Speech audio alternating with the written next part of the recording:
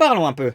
À l'occasion du live des 10 ans de la série, un nouveau jeu Five Nights at Freddy's, nommé Secrets of the Mimic, a été annoncé. Ce qui est un titre... fonctionnel, je suppose. Je veux dire, ça a au moins le mérite d'être assez clair sur ce dont je vais parler. Après, je sais ce que vous allez dire. Il peut rarement arriver qu'un jeu soit différent de son marketing, mais c'est vraiment pas comme si c'était une habitude de la série de faire ça, hein.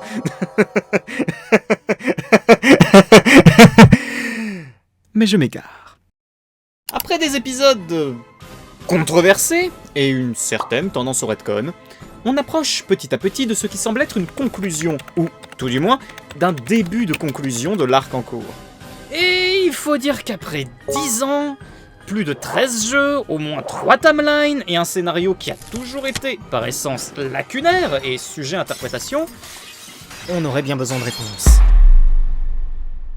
Et il me semble alors que c'est un bon moment pour essayer de faire un certain récapitulatif de ce que la série a été jusqu'à présent, et ce que, je pense, elle pourrait nous concocter pour ce nouveau jeu. Hop. Avant de commencer, autant prévenir tout de suite, cette vidéo fera partie d'un triptyque. Ce que j'appelle le passé de FNAF, le présent de FNAF et le futur de FNAF.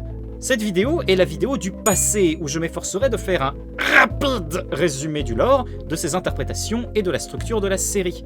Dans la vidéo du présent, j'analyserai là où nous en sommes actuellement dans l'histoire, c'est-à-dire les fins de ruines, mises en lumière par El-Pointed 2, et par 2-3 autres trucs aussi.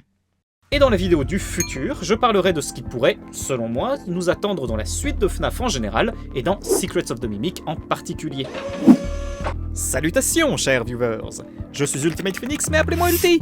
Et pour ce premier épisode, parlons un peu du passé de FNAF.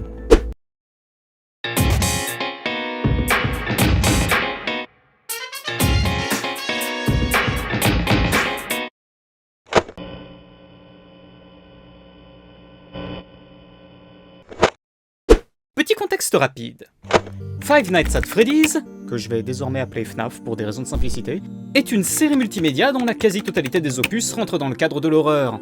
Bien qu'ayant commencé sous format vidéoludique, la série s'est diversifiée avec le temps, s'étendant à la littérature, à la bande dessinée et même au cinéma.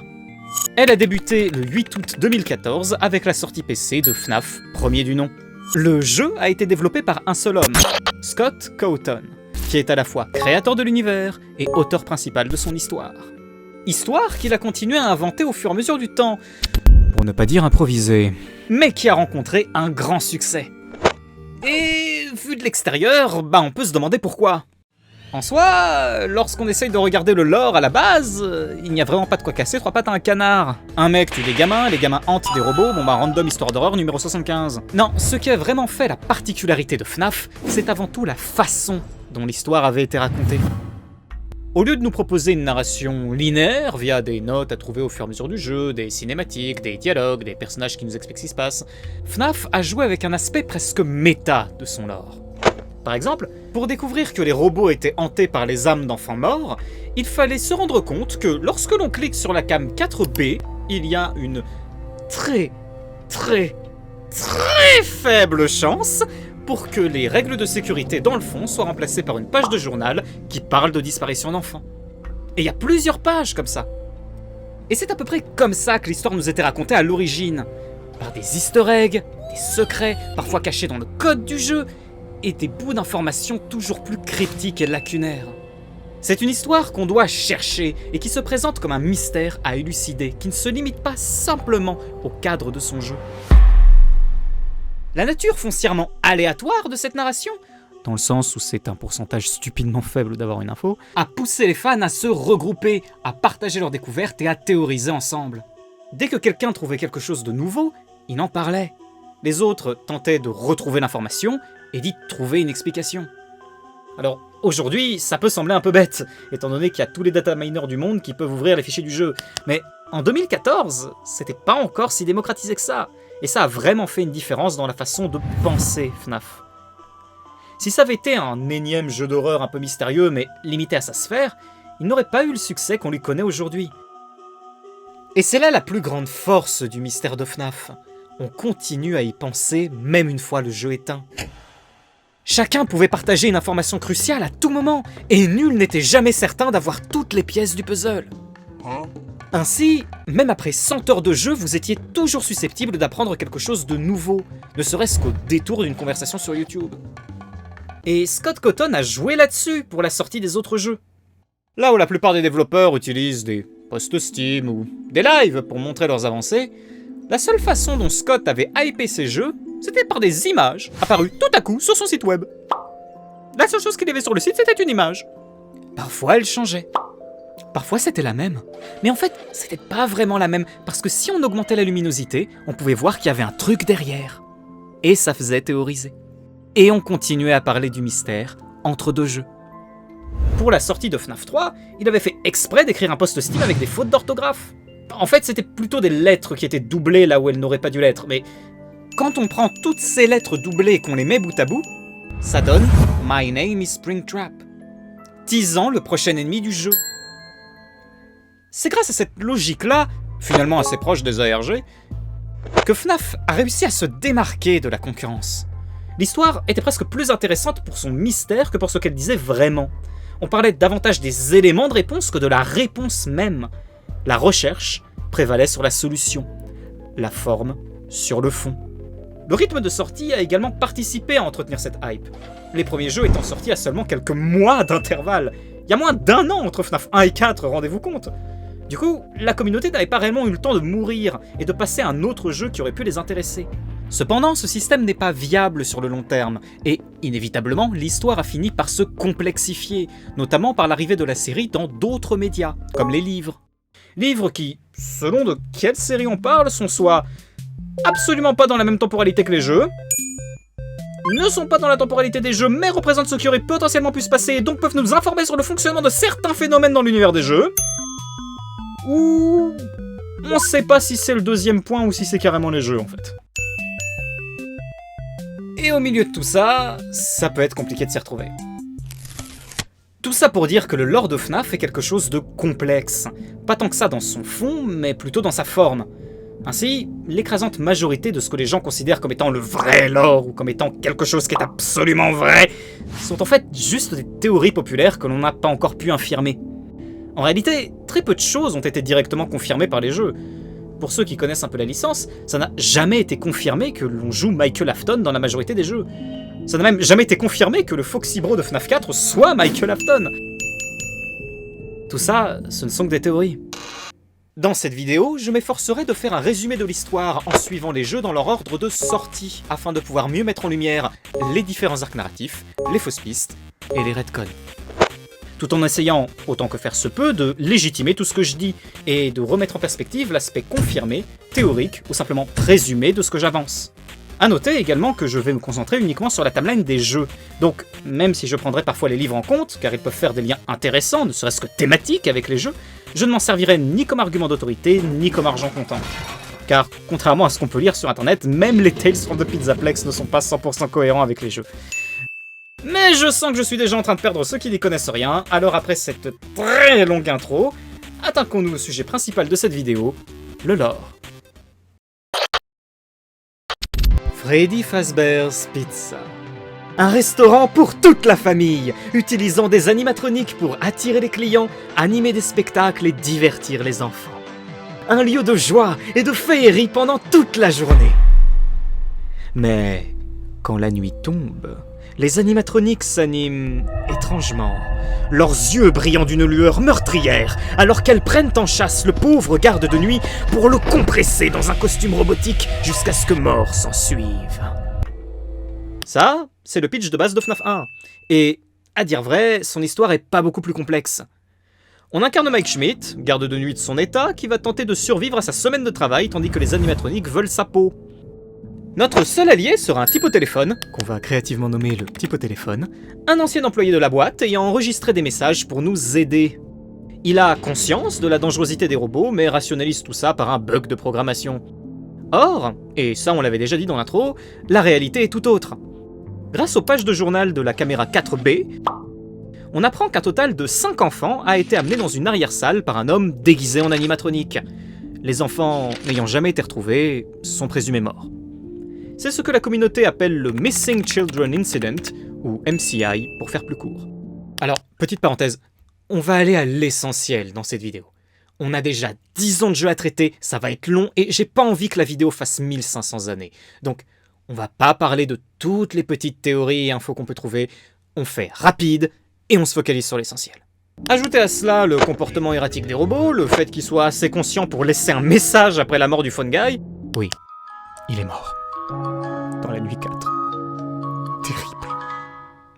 Les rires d'enfants qu'on entend à intervalles réguliers, les dessins de gamins qui pleurent, les « It's me » intempestifs.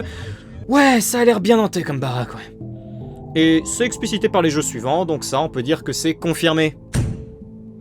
Quant à savoir pourquoi ils nous attaquent, nous, plusieurs théories circulaient à l'époque. Une des plus populaires disait que c'était notre personnage, Mike Schmidt, qui avait tué les enfants et qu'il voulait se venger. Le problème, c'est qu'ils ont déjà tué le Phone Guy, qui enregistre ses messages une semaine avant notre arrivée. Pourquoi est-ce qu'ils auraient tué un homme innocent s'ils connaissaient déjà leur cible? L'autre interprétation qu'on pouvait retrouver disait que c'était justement le Phone Guy le tueur. Et puisqu'on écoute ces messages, les enfants nous prendraient pour un de ses alliés. Le seul souci, c'est que le Phone Guy note que les robots ont déjà été agressifs envers d'autres personnes par le passé, notamment lors de la morsure de 87, un événement tragique où une animatronique a arraché le lobe frontal d'une personne en plein jour. La seule interprétation qu'il nous reste, c'est finalement la plus logique. Les enfants ne savent pas eux-mêmes qui les a tués. Après tout, le tueur était déguisé en animatronique lors des meurtres. Les enfants, n'étant sûrs de rien, attaqueraient toute personne associée au restaurant sans discernement aucun. Enfin, dernière question, quid du 5e enfant? Non, parce qu'il n'y a que 4 robots qui nous traquent, hein. Enfin, il y en a 4, pas vrai? Vous vous souvenez des 1% de chance d'avoir les pages du journal? On a une chance sur 30 000 que le poster de la caméra 2B soit remplacé par ça. Et ça, c'est pas juste Freddy en jaune, c'est Golden Freddy. Une autre animatronique, plus spectrale, qui a l'air de ne pas avoir d'endosquelette et qui est hantée par le 5e enfant. C'est confirmé par les jeux suivants, ne serait-ce que les mini-jeux de FNAF 3 qui mettent un masque à chaque enfant, le 5e ayant celui de Golden Freddy. Bref, on fait nos nuits, on se fait payer, on se fait virer, parce que visiblement on pue trop, et on passe à FNAF 2. Et rebelote! On est Jeremy Fitzgerald, nouveau garde de nuit au New Freddy Fazbear's Pizza, attention! Après une fermeture qu'on aurait cru définitive, le restaurant a rouvert, et ils ont tout refait. Des murs aux robots. Les anciens modèles, jugés trop effrayants, ont été planqués dans l'arrière-boutique et servent de source de pièces détachées pour leur nouvelle version. Mais ne vous y trompez pas, c'est un préquel. Déjà parce que le Phone Guy est en vie, ce qui est un bon indice en soi. Mais aussi parce que notre chèque est daté de 1987. Or, dans FNAF 1, le Phone Guy parle de la morsure de 87. Et vous avouerez que ce serait quand même très con de l'appeler comme ça si on était toujours dans la même année. On est donc dans le passé, et contrairement au premier opus, la narration de FNAF 2 est légèrement plus explicite, notamment grâce aux mini-jeux de mort. Non, c'est pas une insulte, c'est littéralement des mini-jeux qu'on peut faire que quand on meurt. Ils prennent la forme de vieux jeux d'arcade en 8 bits et mettent en scène une courte partie du passé des enfants. On y trouve beaucoup de nouvelles informations, notamment la confirmation que les robots sont bel et bien hantés par les âmes d'enfants morts, mais également la présence d'autres victimes que celles du MCI. Le tueur apparaît également sous les traits d'un sprite de type en violet, qu'on va très créativement nommer le type en violet, qui apparaît dans la quasi-totalité des mini-jeux. Mais outre le Purple Guy, une autre figure se démarque lors de ces séquences. Puppet, aussi appelée marionnette selon les jeux, est une animatronique centrale au niveau du lore. Semblant prédater toutes les autres et apparaissant comme un guide pour les âmes du MCI, il serait à l'origine de la possession en leur ayant offert le cadeau de la vie. A l'instar de Golden Freddy, l'animatronique semble plus spectrale que physique, le Phone Guy notant même qu'elle avait l'air de penser. I'll be honest, I never liked that puppet thing. It's always thinking. En réalité, Puppet est tenté par la première victime du Purple Guy, ayant décidé de protéger les autres autant qu'il le pouvait. C'est impliqué par FNAF 2, explicité par FFPS, c'est confirmé. Bon, ça, c'est ce qui se passe avant FNAF 2. Mais il se passe pas pendant FNAF 2, en fait. Eh ben, grâce à notre nouveau meilleur ami Phone Guy, on a plusieurs infos. Tout d'abord, que les animatronic toys sont des super flics. Elles ont accès aux bases de données de la police, elles ont un système de reconnaissance faciale, et elles sont programmées pour arrêter toute personne suspecte pouvant porter atteinte aux enfants. Le MCI a laissé des traces, ouais. Et c'est bien du coup, non? Alors il serait super bien s'il avait pas aussi appris qu'un mec avait encore pris un costume d'animatronique pour trafiquer les robots. Il laisse également suggérer que c'est un ancien costume jaune et que c'était pas la première fois qu'il était utilisé. On apprend également que la boîte est à la recherche du propriétaire du premier restaurant de la firme, le Fredbear's Family Diner. Bref, Jérémy fait ses nuits et se voit octroyer un boulot de journée. Hallelujah! Morsure de 87. Bon, ok, techniquement, c'est juste qu'il s'est passé quelque chose qui a forcé le restaurant à fermer. Mais on est en 87, ça les a forcés à fermer, c'est vraiment très probablement la morsure. Suite à ça, les toys ont été détruits, donc c'est très probablement un toy qui l'a fait. Phone Guy confirme que les robots sont très dociles vis-à-vis des enfants, mais qui restent agressifs envers les adultes. Ajoutez à cela le fait que la victime a été mordue en journée le jour même où Jérémy est passé en poste de jour, et que dans la nuit 7, on joue un autre personnage, Fritz Smith, comme si Jérémy n'était plus disponible, et vous avez la théorie majoritaire qui dit que, le prenant pour le Purple Guy, un toy, probablement Mangle vu sa méthode d'attaque, même si Toy Chica a aussi des arguments. Where's my beak? Lodged in your forehead, of course. A mordu notre bon Jérémy, lui arrachant le lobe frontal devant tout le monde. Mais bon, c'est très probable. Le livre interactif On suit le Phone Guy semble aller dans ce sens, mais ça reste juste théorique. Ce qui est confirmé cependant, c'est que Jérémy, si c'est bien lui, a survécu. It's amazing that the human body can live without the frontal lobe. Solide le mec. Résumons un peu ce que l'on sait jusqu'à présent. D'abord, il y eut le Fredbear's Family Diner, où l'enfant de Puppet sera tué par le Purple Guy. Selon le Phone Guy, on utilisait des costumes jaunes à l'époque, donc Golden Freddy, et Puppet du coup, semblent venir de là. Ensuite, on eut Freddy Fazbear's Pizza, première du nom. C'est là où le MCI a eu lieu, et où les Withered étaient les stars, avant qu'ils ne soient vieux. C'est de ce restaurant-là dont parlaient les pages du journal de FNAF 1. En 1987, ouvre Freddy Fazbear's Pizza, deuxième du nom. Les Withered étant bons pour la casse, on crée les toys. Jérémy viendra y travailler, mais tout ferme suite à la morsure de 87. Les toys seront alors détruits, mais les Withered seront conservés, réparés et remodelés. Pour Freddy Fazbear's Pizza, troisième du nom. C'est le restaurant de FNAF 1, c'est là où Mike travaillera. Ah, et si vous vous demandez ce qu'on a fait des âmes des toys après leur destruction, bah, on sait même pas s'ils sont vraiment hantés ou s'ils attaquent juste parce que leur système a été trafiqué en fait. Alors, ça semblait évident dans FNAF 2, vu qu'on avait tous ces cadavres qui sont pas dans les Withered ou Puppet, mais dans les opus suivants, on n'en parle plus jamais. À chaque fois qu'on parle des victimes du Purple Guy, c'est toujours le MCI et Puppet, y a que.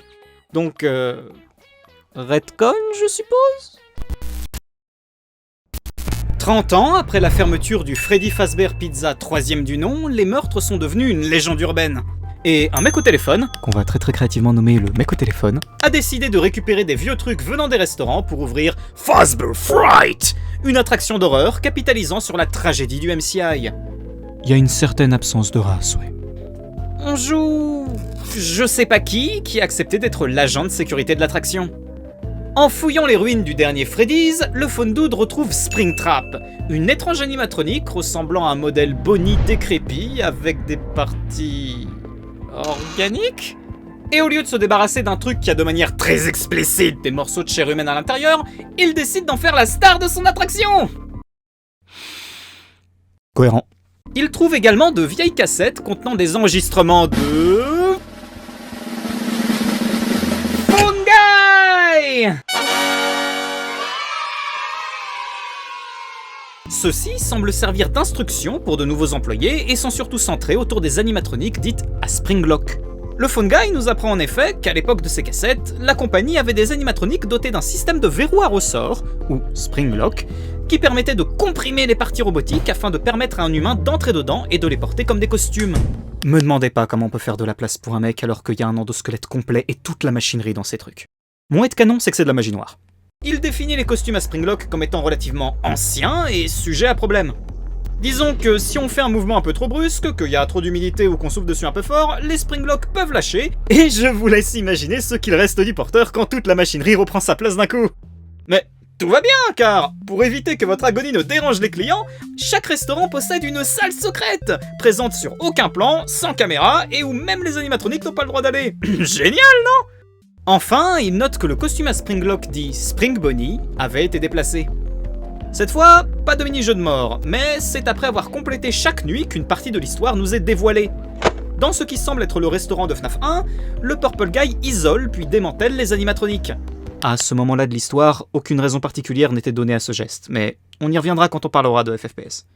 Mais ce faisant, il libéra les âmes du MCI qui, décidés à se venger, l'acculèrent dans la salle secrète du restaurant. On le sait car il n'y a pas de caméra, elle est sur aucune carte et les animatroniques n'ont pas le droit d'y entrer. Où reste un costume de lapin jaune, Spring Bonnie. N'ayant plus d'autre échappatoire, le tueur enfile en vitesse le costume comme pour se protéger. Sauf que... vous vous souvenez? L'humidité, les mouvements brusques, tout ça?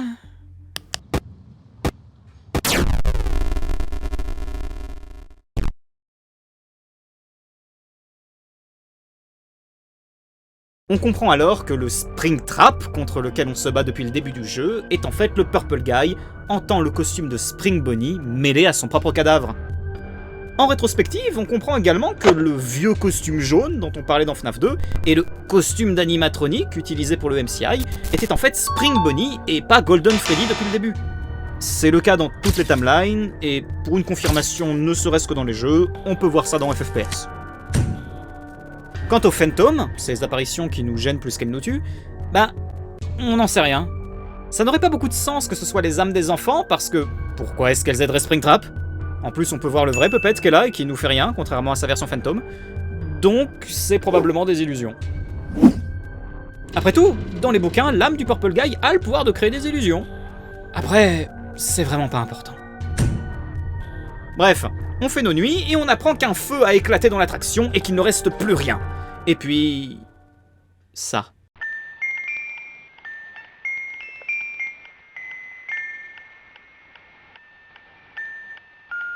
Oui. Le Purple Guy est mort, mais les enfants sont toujours prisonniers des animatroniques. Il faudra refaire le jeu, résoudre des énigmes environnementales pour débloquer des mini-jeux où l'on joue les animatroniques, casser les limites de ces mini-jeux pour trouver les âmes du MCI et leur offrir le jour d'anniversaire que le Purple Guy leur avait pris, leur permettant enfin d'être libérés. Fin. Attendez, comment ça, il y a une suite après?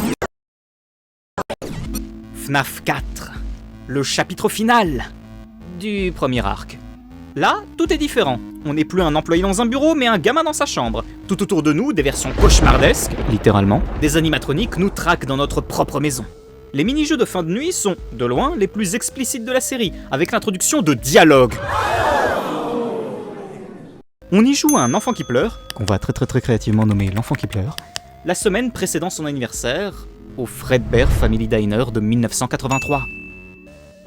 S'il semble apprécier les personnages de la licence, au point de nommer leurs peluches ses amis, le Crying Child est terrifié par les robots qui les représentent, et son grand frère prend un malin plaisir à le torturer psychologiquement en utilisant un masque de Foxy.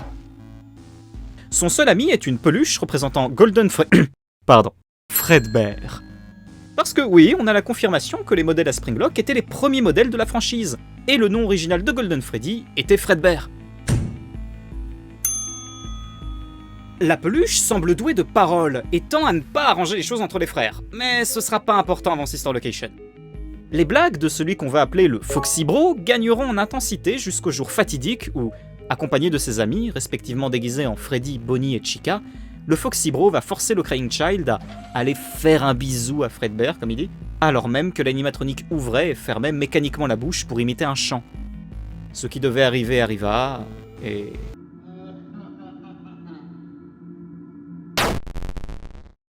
ça, c'est la morsure de 83. Oui, il y a 2 morsures, me demandez pas!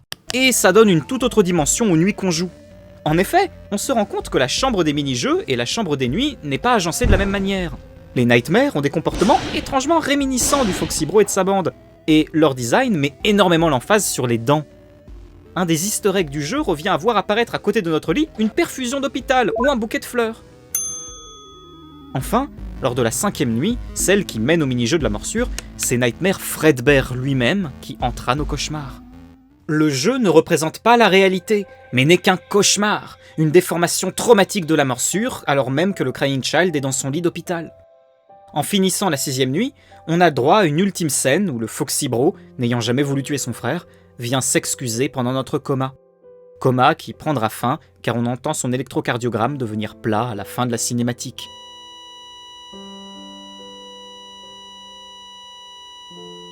C'est tragique. Mais concrètement, ça sert à quoi dans l'histoire ? Scott avait dit que FNAF 1 à 4 permettait de tout comprendre et qu'il faisait une histoire complète. Eh bien, à dire vrai, on n'en sait rien et on n'en saura sans doute jamais rien. Alors, j'entends déjà les fans hurler à ce que je viens de dire, et oui, FNAF 4 sera utile pour les arcs suivants, mais à sa sortie, Scott voulait s'arrêter là. Pas de suite, pas d'autre arc, il avait même créé un ultime mystère avec une boîte scellée qui n'ouvrirait que si la communauté trouvait le fin mot de l'histoire. Ce ne fut jamais le cas, et Scott a dit que les changements faits depuis cette époque ont modifié le contenu de la boîte, donc ça ne sert plus à rien d'en débattre. À l'époque, la meilleure théorie qu'on avait, c'était la Dream Theory. Elle a même eu un caméo dans le film d'ailleurs. C'est une interprétation de la saga qui, suivant les indices de Scott, disait que non seulement FNAF 4, mais aussi toute la licence n'était qu'un rêve du Crying Child. Les mystérieuses animatroniques Shadows dans FNAF 2 et 3, ce n'étaient que les ombres de Fredbear et Spring Bonnie. Les enfants et les employés compressés dans des costumes. Le Crying Child a simplement vu le Purple Guy, qui devait n'être qu'un simple employé dans l'ombre, aider un autre à enfiler un costume à Springlock. Springtrap, une déformation de cet enfant qui dit que sa peluche de Spring Bonnie est un piège à doigts, soit Finger Trap en anglais. Et Puppet, bah c'était lui-même. Mais ça, tout ça, ça a été retcon avec Sister Location. Mais avant, petite parenthèse sur FNAF World. FNAF World, à l'origine, c'était censé être un jeu bonus. Un dernier cadeau fait aux fans avec les animatroniques en héros d'un jeu tout beau, tout mignon, style vieux JRPG. C'est coloré, c'est chibi, Scott apparaît directement en boss de fin. Bref, qu'est-ce que ça vient faire dans une vidéo lore ? Bah, aussi étonnant que ça puisse paraître, plus le temps passe, plus on y fait référence dans la série principale. C'est par exemple caché au plus profond du jeu que se trouve la première apparition de Old Man Conséquence. Un être énigmatique aux allures de pêcheur nous invitant à nous asseoir à ses côtés pour nous reposer. Sa nature exacte est incertaine, mais il continue à jouer un rôle notable dans Ultimate Custom Night, Security Breach ou encore Hellpointed 2, mais on y reviendra. La théorie qui tourne en ce moment, c'est que FNAF World serait bien canon et se passerait en parallèle de FNAF 3 du point de vue des âmes des enfants. Alors qu'on les libère en cassant les mini-jeux, FNAF World représenterait un pseudo-paradis où ils pourraient reposer.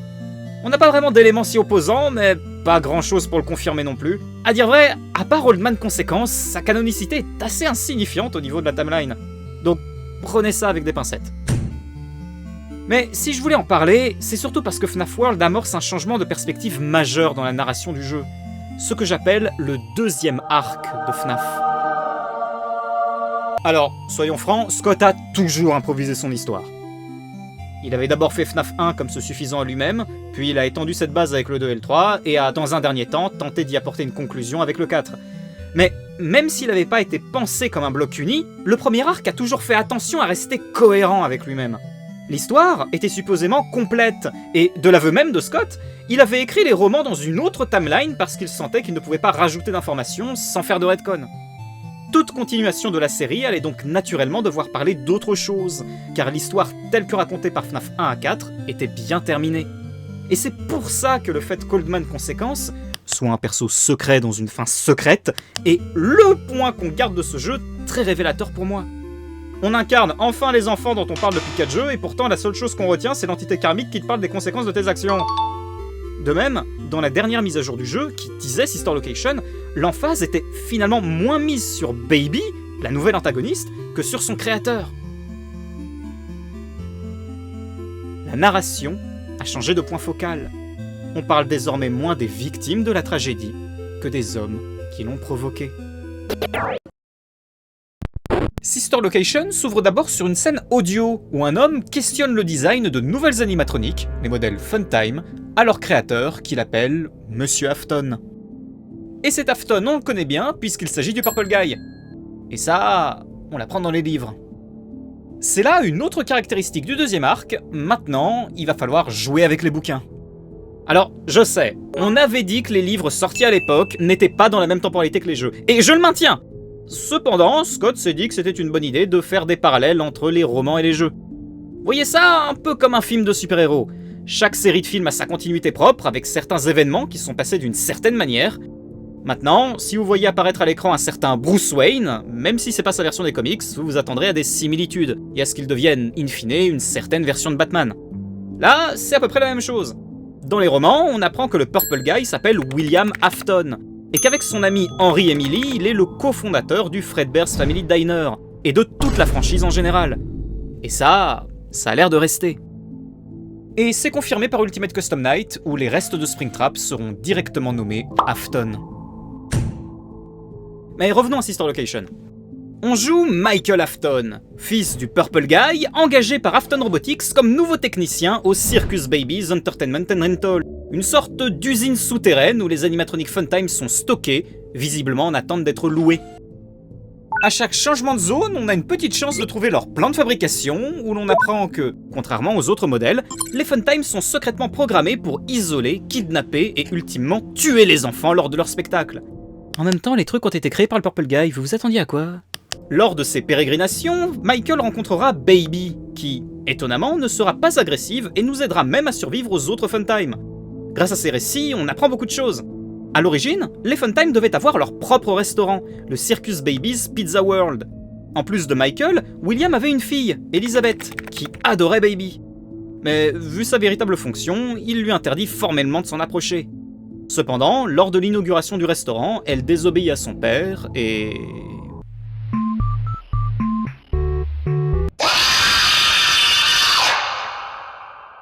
Elizabeth hante alors Baby, c'est suggéré par la couleur de ses yeux dans Sister Location,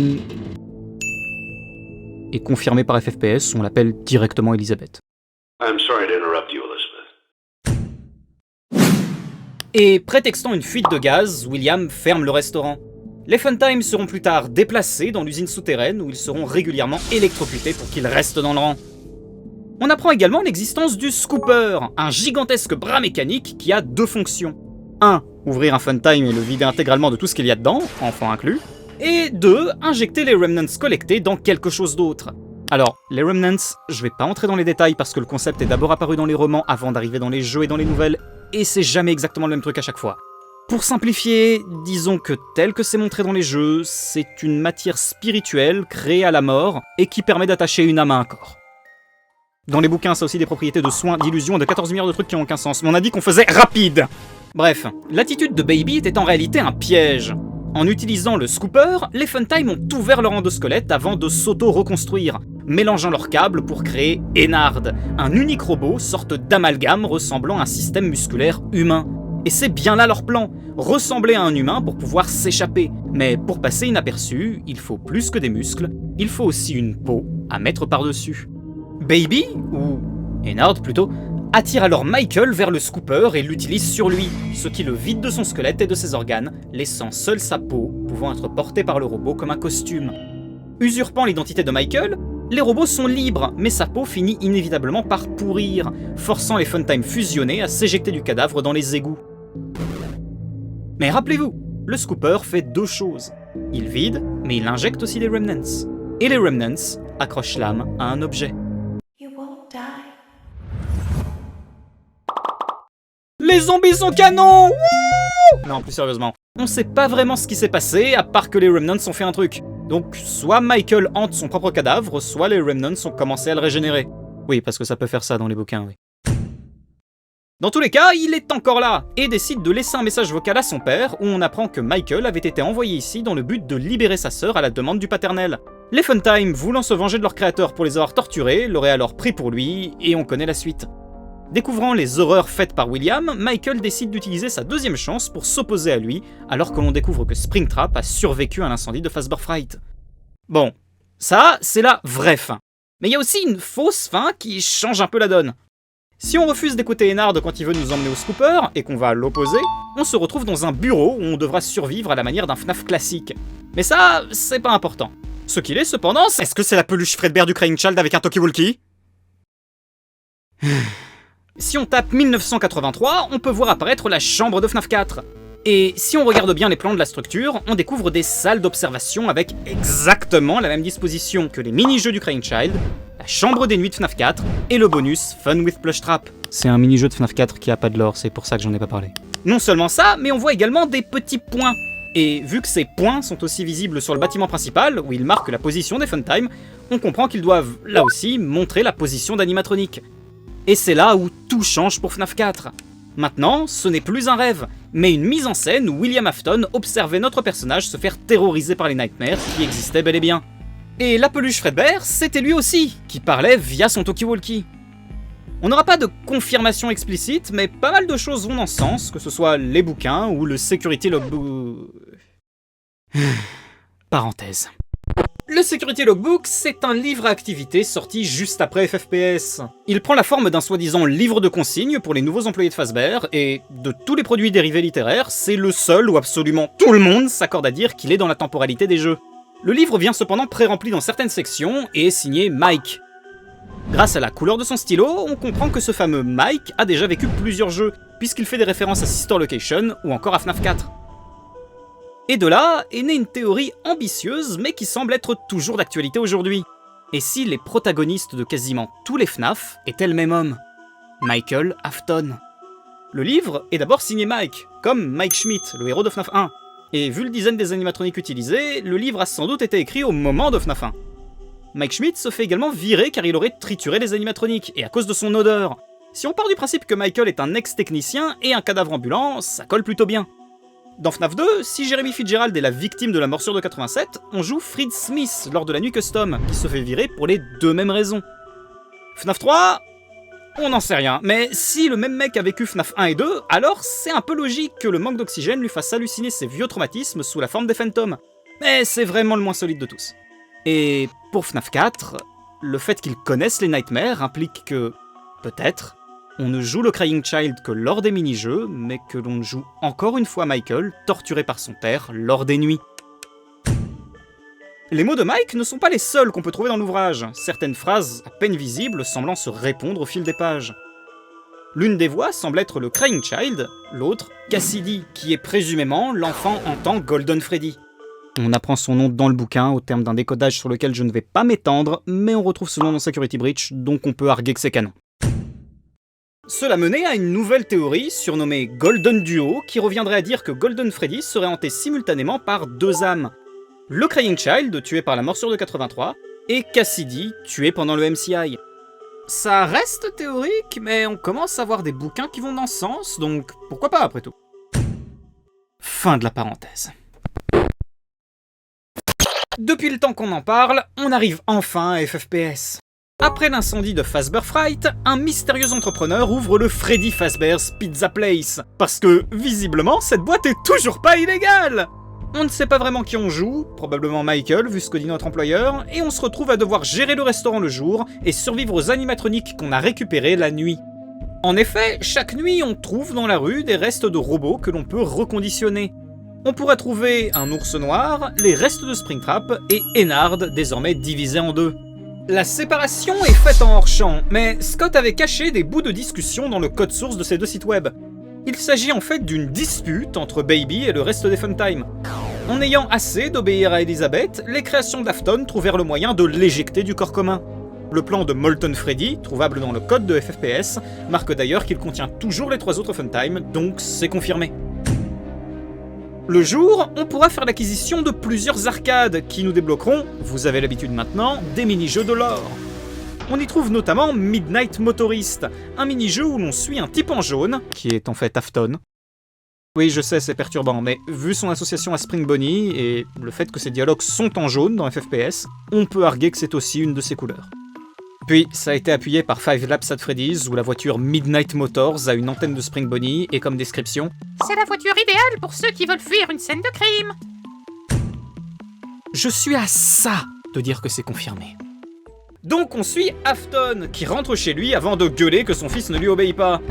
Alors, on pourrait se dire qu'il parle de Michael, mais une des caractéristiques de Michael dans Sister Location ou le Security Logbook, c'est sa passion pour les soap-opéras.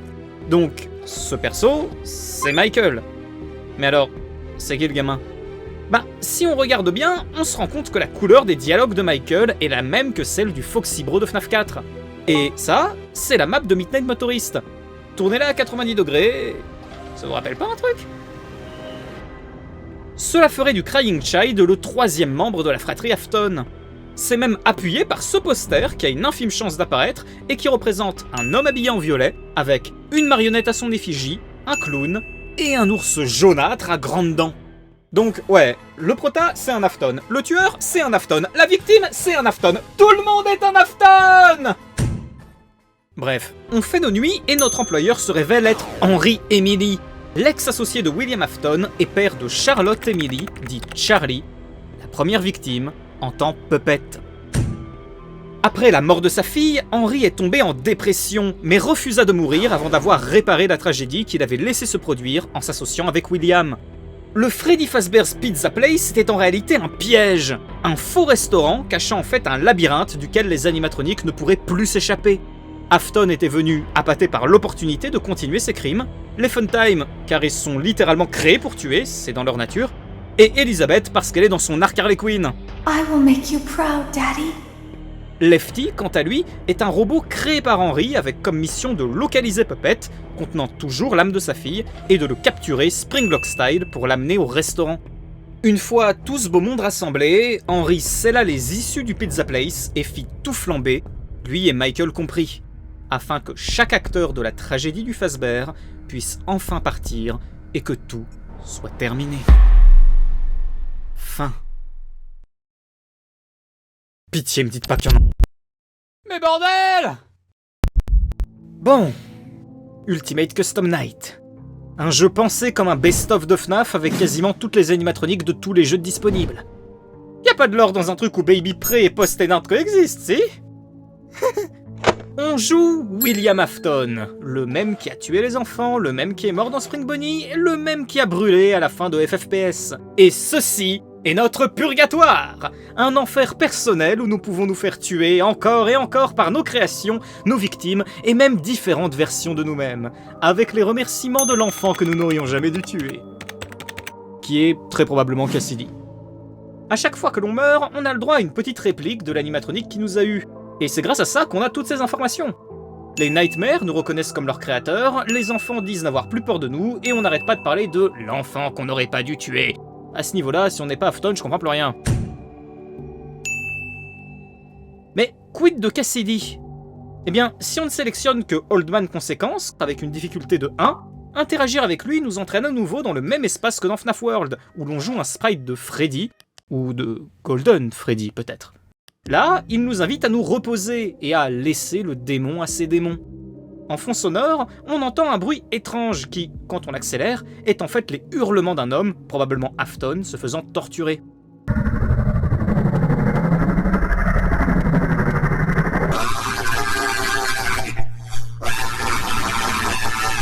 De plus, quand on termine tous les succès du jeu, on débloque une étrange cinématique où l'on ne voit que Golden Freddy, erratique, dans le néant. Que vous compreniez ça comme étant l'esprit qui pique une colère parce que l'on a gagné ou qu'au contraire il peut enfin partir, dans tous les cas ça veut dire que Golden Freddy est particulièrement impliqué. Mais on n'avait pas libéré les enfants? La fin de FNAF 3 c'était pas justement apporter le repos à l'âme de Golden Freddy? Alors oui, mais de quelle âme on parle? Rappelez-vous, Golden Freddy est sans doute hanté à la fois par le Crying Child et par Cassidy. Ce qui est impliqué ici, c'est que l'un des deux esprits, probablement le Crying Child, a trouvé la paix, tandis que l'autre, probablement Cassidy, est resté pour torturer Afton pour l'éternité. Mais j'avoue que ce n'est pas si explicite que ça, le fandom se base surtout sur le fait que la timeline des nouvelles a un événement similaire, avec un esprit vengeur lié à Golden Freddy piégeant Afton dans un enfer personnel. Maintenant que ça c'est dit, on peut composer la timeline du deuxième arc. Tout commence quand William et Henry fondent le Fredbear's Family Diner. Pour animer le restaurant, ils créèrent deux animatroniques à Springlock, Fredbear et Spring Bonnie. En 1983, ça marche tellement bien qu'ils ont une série télé, des collections de jouets et qu'ils peuvent même ouvrir une franchise sœur, Freddy Fazbear's Pizza, avec un nouveau cast d'animatroniques, Freddy, Bonnie, Chica et Foxy. C'est évident que les deux restaurants étaient, ne serait-ce qu'un temps, contemporains, car Michael et sa bande portent les masques des modèles classiques, donc il fallait bien qu'ils existent. Ce sera également confirmé par Hellpointed 1, où on découvrira que la marque Freddy Fazbear's Pizza date de 1983, tandis que le Fredbear's Family Diner possède des vestiges remontant jusqu'aux années 70. À un des deux établissements, j'aurais tendance à dire le Fredbear's mais ça c'est moi, se trouvait aussi Puppet, animatronique de sécurité devant veiller sur les enfants dont il avait la charge.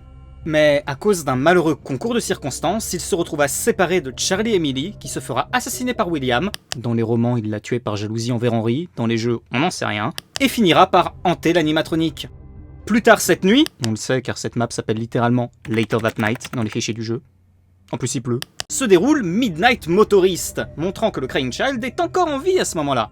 Mais ça ne saurait durer car Michael se met à harceler son petit frère, le tuant le jour de son anniversaire. C'est la morsure de 83 et le Crying Child hante Fredbear depuis lors. Au niveau des nuits de FNAF 4, deux théories se battent. Soit ça se passe avant la morsure de 83, mais après la mort d'Elizabeth, et William utilise les Nightmares pour effrayer le Crying Child et s'assurer que, contrairement à sa sœur, il ne s'approche pas des robots. Ça pourrait marcher vu que la chambre fait visiblement partie du Baby's Entertainment and Rental, mais ça n'explique pas comment Michael a connaissance des Nightmares. Soit ça se passe après la morsure de 83 et William utilise les Nightmares pour punir Michael de ce qu'il a fait à son petit frère. William est toujours autant un psychopathe, mais c'est au moins plus cohérent. Le Fredbear se ferme après la morsure et Henry, qui devait déjà pas aller bien, disparaît de la circulation. Afton utilise un costume de Spring Bonnie pour kidnapper et tuer 5 enfants qui entreront Freddy, Bonnie, Chica, Foxy et Fredbear, renommé Golden Freddy. C'est le MCI et le Freddy's ferme. On ignore quand Elizabeth meurt exactement, mais dans Sister Location, l'ordinateur du Baby's nous apprend que le projet initial était de combler le vide laissé par la fermeture du Freddy's. Les Funtime auraient donc été conçus après le MCI. La petite étant morte le jour de l'inauguration, et le Circus Baby's Entertainment and Rental étant un plan B improvisé en vitesse, on peut les placer vers la même période. En 1987, un nouvel établissement ouvre avec les animatroniques Toy comme star. C'est FNAF 2, Jeremy Fitzgerald fait ses nuits avant de passer garde de jour lors de la morsure de 87. Le restaurant ferme, les toys sont détruits, mais les vieux modèles, et Puppet, sont conservés et remodelés. Des années plus tard, un troisième Freddy's ouvre ses portes, c'est FNAF 1. Michael, sous un faux nom, fait ses nuits avant de se faire renvoyer. Afton revient pour désosser les animatroniques, mais libère les âmes du MCI, ce qui mène à sa mort dans le costume de Spring Bonnie. Alors, je vais devoir mettre un théorique là. Ouais, dans FNAF 3, le Phone Guy dit que les salles secrètes vont être bientôt scellées. Donc, vu qu'Afton est mort avant que ce soit fait, il y a une possibilité pour qu'il soit mort avant FNAF 1. Ce qui poserait pas mal de problèmes. Après, c'est toujours possible que Fazbear Entertainment ait traîné de fou pour sceller ses salles et qu'il soit quand même mort après le jeu, mais je me devais de vous le signaler. 30 ans plus tard, l'attraction Fazbear Fright est créée, et Springtrap, hanté par Afton, est libéré.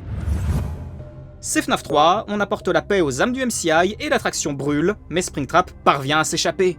Quelque temps plus tard, Henry réapparaît avec un plan pour mettre fin à toute cette folie, et, avec l'aide de Michael, rassemble toutes les animatroniques hantées restantes dans un faux restaurant et brûle le tout.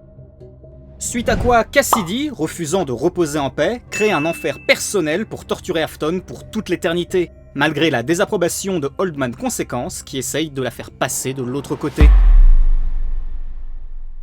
Là, si vous avez suivi, vous devriez me demander « Mais Ulti, et Sister Location, il se passe quand ?» Eh ben, c'est compliqué. En fait, ça peut être à deux endroits, entre FNAF 4 et 2 ou entre FNAF 1 et 3. Et ce qui fait la différence, c'est votre adhésion ou non à une théorie, Molten MCI. Molten MCI, c'est une théorie qui dit que, à un moment donné, Afton aurait transféré les remnants des âmes du MCI des modèles classiques au Funtime, et que, en conséquence, Molten Freddy ne serait pas uniquement l'amalgame monstrueux de robots tueurs, mais aussi des victimes d'Afton. Plusieurs pistes que vous pouvez voir à l'écran vont dans ce sens. Peut-être un jour ferai-je une vidéo sur Molten MCI, mais pas aujourd'hui, donc mettez pause si ça vous intéresse. C'est confirmé du coup? Bah, pas vraiment, parce que, comme vous pouvez le voir, on a aussi pas mal de contre-arguments. Bref, c'est compliqué. Le truc à retenir, c'est que les deux thèses sont possibles, aucune n'est confirmée, et que votre timeline va surtout dépendre, comme beaucoup de choses dans FNAF en fait, de ce que vous croyez.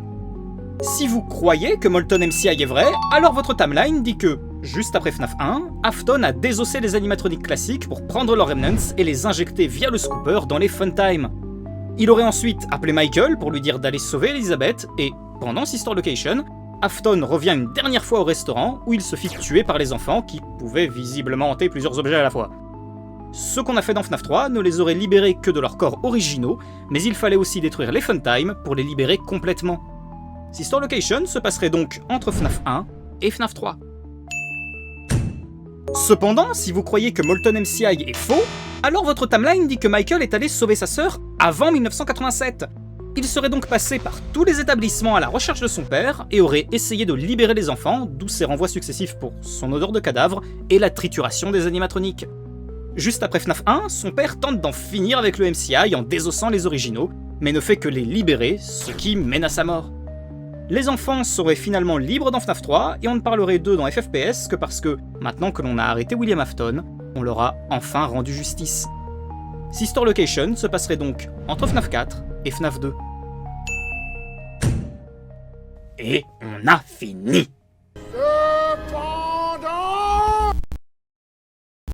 Bon, comment dire... Afton est calciné, encore, les enfants sont en paix, encore, chaque acteur de la tragédie a subi les conséquences de ses actions et Scott a pris sa retraite de développeur. Comment est-ce qu'un troisième arc peut simplement exister à ce moment-là? Eh ben, retraite de développeur veut pas dire que Scott peut pas payer une autre boîte pour coder des jeux pour lui, visiblement. Et qui dit nouvelle personne aux commandes, dit nouvelles choses à raconter. Mais l'histoire a été finie, étendue, puis refinie. De quoi est-ce qu'on peut parler pour continuer sans que ça devienne confus et absurde? Eh ben, peut-être de ça, justement. La continuation, la répétition et la confusion. L'histoire se répète inlassablement. Fazbear reviendra encore avec un nouveau restaurant, la sécurité sera encore aux fraises, Alain Patueur officiera encore, des enfants disparaîtront encore, des animatroniques tueront encore. Et ces événements seront à la fois similaires aux anciens, mais en raconteront une nouvelle variante, comme si tout ce qu'on avait connu jusqu'à présent n'était que le résultat d'un gigantesque téléphone arabe déformant la réalité. Ce thème de l'imitation et de la difficulté à distinguer le réel du fictif est central dans les nouvelles Tales from the Pizzaplex. Le deuxième arc avait, on l'a vu, un rapport ambigu avec les livres, mais pour le troisième, c'est encore pire. Le débat n'est toujours pas fermé entre ceux qui pensent que les deux dernières séries sont absolument canons avec les jeux et ceux qui pensent que leur nature est semblable aux anciennes, des timelines similaires mais différentes. C'est un arc particulièrement confus et, bien qu'il possède actuellement plus de jeux que les deux premiers, son histoire avance finalement assez lentement vu sa propension à ne pas nous donner le minimum syndical de réponse. On n'est toujours pas certain de la fin canon de Security Breach alors que ça fait 4 ans et 2 jeux sortis depuis. Et niveau répétition et confusion, on va être servi avec Alpanted 1. On est dans un futur indéterminé, et bien que Henry avait pris le soin de liquider sa boîte avant de mourir, Fazbear Entertainment est étonnamment toujours en activité. On joue Vanessa A. Non, on ne connaît pas son nom de famille, et oui, j'espère que ça ne finit pas par Fton. Une bêta-testeuse travaillant pour une boîte de jeux vidéo VR mandatée par Fazbear Entertainment pour créer la Freddy Fazbear Virtual Experience. Un jeu vidéo servant à décrédibiliser les rumeurs sur le passé de la franchise tout en capitalisant dessus. On joue donc à un jeu VR où on incarne une meuf qui bêta-teste un jeu VR. Je vous ai parlé du thème de la confusion entre le réel et le fictif? En résumé, Fazbear dit que l'histoire des deux premiers arcs n'était que des élucubrations d'un fou qui en a fait des jeux vidéo et sortent eux-mêmes un jeu d'horreur dessus pour faire passer ça pour de la fiction et pouvoir planquer tout le reste sous le tapis. Donc oui, les jeux FNAF existent canoniquement dans le lore en tant que jeu. Une question se pose alors, est-ce que ce qu'on a vu jusqu'à présent était vraiment les vrais événements, ou juste la vision médiée des jeux dans l'univers? On n'a pas de réponse définitive, mais ce qui est sûr, c'est que quelque chose d'au moins similaire s'est vraiment passé, puisque l'on retrouvera des vestiges du faux restaurant de FFPS. Alpanted 1 est donc une réimagination VR des premiers jeux, avec des petites activités bonus en prime. Mais ça, on s'en fiche un peu. Ce qui est important cependant, c'est qu'en explorant les zones, on peut trouver des cassettes, ce qui nous ouvre une salle étrange avec un lecteur.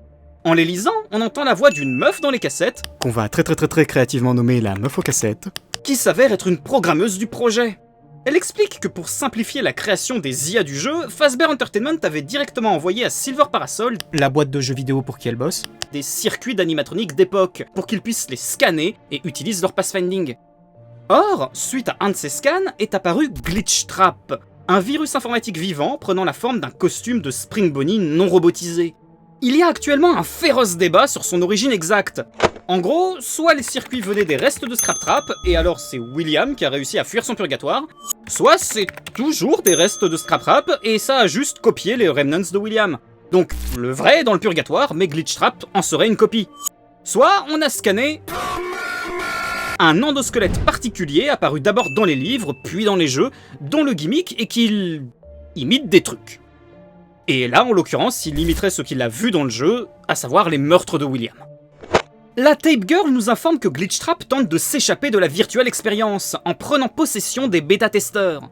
Le bêta-testeur précédent, un certain Jérémy, on parlera de son identité dans la deuxième vidéo, aurait eu son cerveau littéralement hacké par Glitchtrap, au point où, pour s'en libérer, il aurait dû enlever l'équipement VR qu'il portait au massicot. Modern problems require modern solutions. Et maintenant, Vanessa est sa nouvelle cible. La Tape Girl avait tenté de supprimer l'anomalie, mais Glitchtrap avait réussi à lier son code aux cassettes, faisant que, en les rassemblant, Vanessa l'a réinvoqué. Mais notre ami a un plan. On le laisse commencer à entrer dans notre tête, et pendant le transfert, on arrache la prise, pour ainsi dire, pour corrompre ses données. Et ça marche! Glitchtrap finissant enfermé dans son propre monde virtuel. Cependant, tout n'est pas terminé pour Vanessa. Dans le DLC Curse of Dreadbear, on peut trouver un masque de lapine blanche et une peluche de Glitchtrap. En les collant à nos oreilles, on peut entendre une conversation entre l'anomalie et Vanessa. On apprend alors que, si Glitchtrap n'a pas pu la posséder complètement, la fusion avortée n'a pas été sans conséquence. Vanessa développant une personnalité alternative, Vanny, sorte d'apprentie serial killeuse aux ordres de Glitchtrap. Et si son maître est encore dans la matrice, Vanny, elle, est bien dehors. Et vous me ferez pas croire que son costume n'est pas une référence au Monty Python.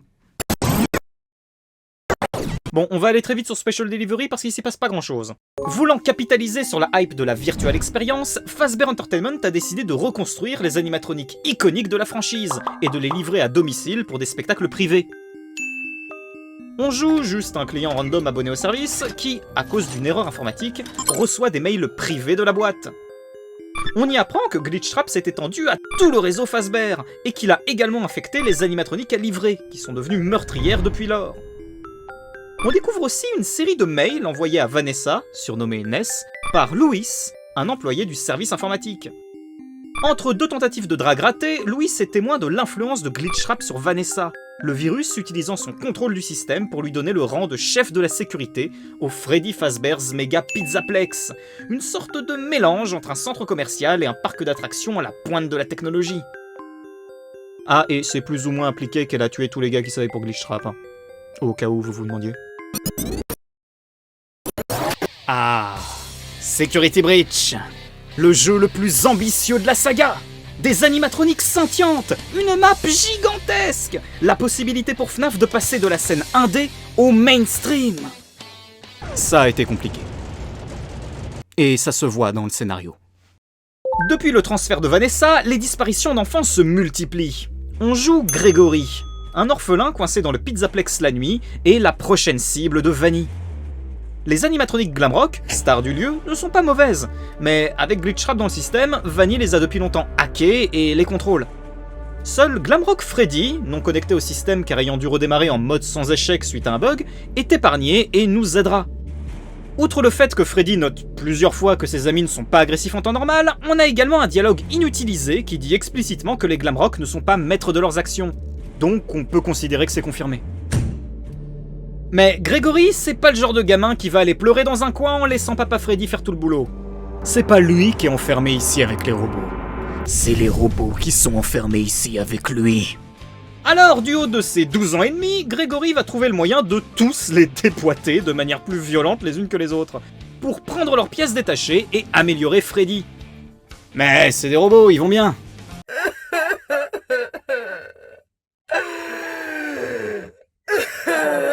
Ils vont bien. Et c'est là où l'histoire s'arrête. Alors, me faites pas dire ce que j'ai pas dit. J'adore les Glamrock. Freddy, père de l'année, Roxy, best girl, Soleil, ma man. Mais le reste du jeu, c'est vraiment juste Gregory va d'un point A à un point B, rencontre une animatronique, doit s'échapper, et rebelote. Le jeu était censé avoir un scénario assez poussé, mais le développement a été plutôt chaotique et Scott a même avoué qu'il n'avait pas communiqué le scénario qu'il avait en tête aux devs, qui ont donc dû broder et improviser un truc sans direction claire. Alors, le côté positif, c'est qu'on n'a jamais eu de personnage aussi profond. Le jeu passe son temps à développer la psychologie de chaque animatronique et ça les rend vraiment uniques. Le côté négatif, c'est qu'il se passe quasiment rien dans Security Breach. Même Vanny, teasée comme étant la nouvelle antagoniste, est évincée de son propre jeu, n'apparaissant que 10 minutes à tout casser. Bref, Une fois 6h du matin atteint, on peut choisir notre fin. Il y en a plusieurs, et le truc c'est que 2 semblent être plus ou moins canons en même temps, si idiot que ça puisse paraître. Donc autant les présenter toutes les deux. Au cours du jeu, on peut trouver des messages faisant mention que l'attraction de karting, le Roxy Raceway, a des problèmes de structure car il aurait été construit au-dessus d'un gigantesque trou. D'autres messages disent que l'électricité serait siphonnée par quelque chose s'y trouvant. Après avoir amélioré Freddy au max, on peut poursuivre Vanny jusqu'aux entrailles de l'installation. On découvre alors que le Pizzaplex a été construit au-dessus du faux restaurant de FFPS.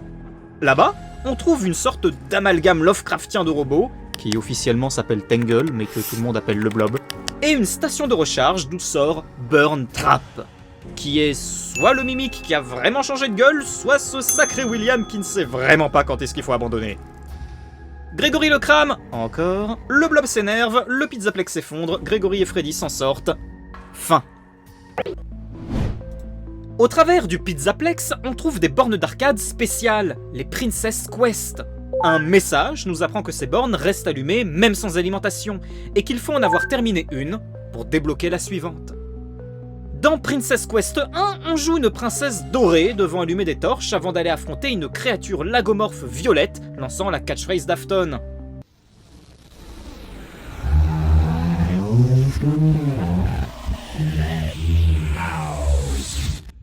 Ah, et le sprite de la princesse s'appelle Cassidy dans les fichiers du jeu. Enfin, au début, ça a été changé après une mise à jour. Vous faites ce que vous voulez de cette information. Dans Princess Quest 2, la princesse obtient une épée pour se battre contre ces trucs glitch-trapiens là, par un roi rouge qui s'appelle Old Man Consequence dans les fichiers de L.Net 2. Vous faites ce que vous voulez de cette information. Ça se termine par Old Man Consequence nous félicitant et, à son habitude, nous invitant à nous reposer. Mais on peut lui désobéir et se retrouver sur le bureau de FNAF 1. Me demandez pas. Si, au lieu d'aller sous le Roxy Raceway, on décide de confronter Vanny dans son antre, on se retrouve rapidement submergé. Vanny nous envoie son armée de robots, Freddy fait barrage de son corps et Grégory doit fuir. Mais Princess Quest 3 se trouve justement dans le repère de Vanny. Le jeu ressemble à une recréation du hub de L.Net 1 et de son DLC. On doit y trouver le masque de Vanny et la peluche de Glitchtrap, qu'on échange contre une clé violette nous amenant à une porte de prison semblable à la fin de L.Net 1. On l'attaque et tout s'arrête. En finissant les 3 jeux, Grégory a libéré Vanessa de l'emprise de Glitchtrap. Grégory, Vanessa et Freddy s'en sortent. Fin. Alors, ouais, les deux fins sont complètement incohérentes l'une avec l'autre, mais dans le DLC, le Pizzaplex est en ruine, le Blob est libre, mais Princess Quest 3 a quand même été battu, donc... compliqué. Et on arrive au dernier jeu en date. On est à la fin de la timeline, et les derniers mystères nécessitent une analyse plus poussée pour qu'on puisse en faire quelque chose. Mais ça, ce sera pour la prochaine fois, où j'analyserai plus en détail le DLC Ruine, qui nous en dit presque plus que le jeu original en soi, L.Net 2, oui, on va parler de Jeremy, et de la narration du 3e arc en général. Oui, on parlera du mimique, et oui, on parlera des bouquins. Gardez aussi cette timeline en tête, car elle risque de nous servir, je ne vous spoile rien.